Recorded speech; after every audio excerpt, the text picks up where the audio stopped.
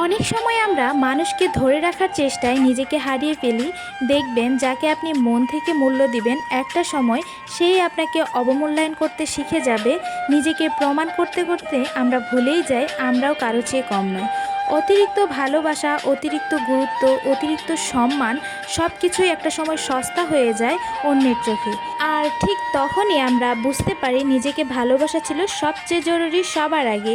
আসসালামু আলাইকুম, কেমন আছেন সবাই? আমি তো আলহামদুলিল্লাহ অনেক ভালো আছি।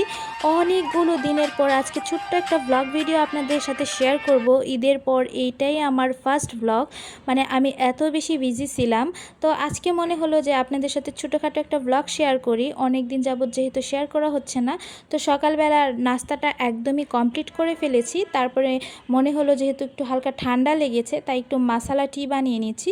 যেহেতু আমার হাজব্যান্ডেরও ছুটি, ঈদের ছুটি কাটাচ্ছে বাসায়, তো ওর জন্যও বানিয়ে নিলাম, আমার জন্যও বানিয়ে নিলাম। আর এই চাটা একদম বেস্ট ছিল।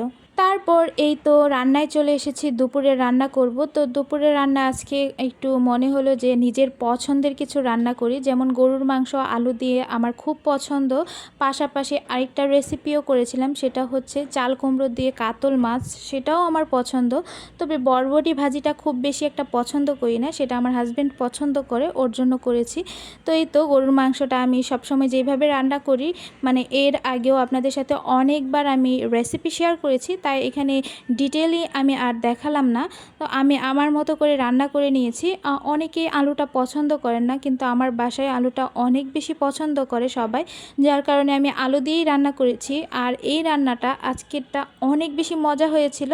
জানি না কেন, সব সময় তো রান্না করি, তবে আজকেরটা লুকিংটা দেখলেই বুঝতে পারবেন যে কতটা মানে ডেলিসিয়াস হয়েছিল। যাই হোক, নিজের রান্না নিজেই প্রশংসা করে ফেলছি খুব বেশি। তো এটা ছিল আমার গরুর মাংস, রসুন আর আলু দিয়ে একটা ঝোল।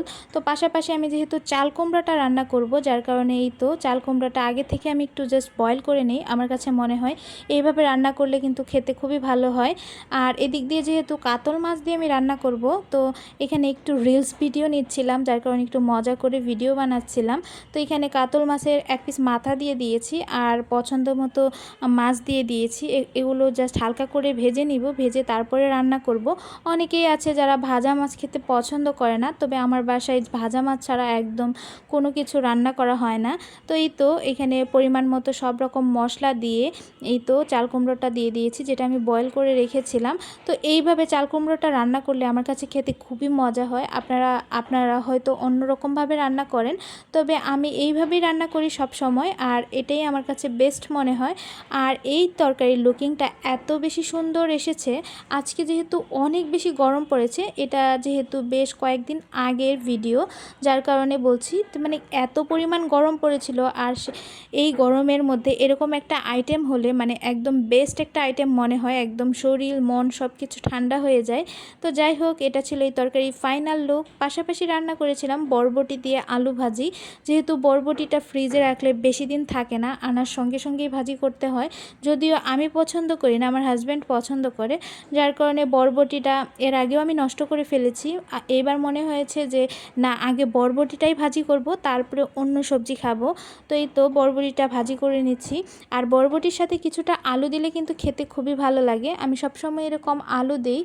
আর মনে হয়েছে যে একটু সেমাই রান্না করি। সেমাই রান্না করতে খুবই অল্প সময় লাগে, আর হালকা মিষ্টিতে আমার কাছে ইদানিং সেমাইটা খেতে খুবই ভালো লাগছে, যার কারণে এদিক দিয়ে সেমাইটাও রান্না করা হয়ে গিয়েছে। এই সেমাই রান্না করা তো আর বেশি কিছু না, জাস্ট একটু দুধটা গরম করে নিলেই হয়। আর এদিক দিয়ে আমার দুপুরের খাবার একদমই রেডি। আর সবগুলো আইটেমের সাথে কিন্তু আমি সাদা ভাতটাই অনেক বেশি পছন্দ করি, যার কারণে সেটাই রেখেছি। আজকের ভিডিওটা এই পর্যন্তই। সবাই ভালো থাকবেন। আল্লাহ হাফেজ।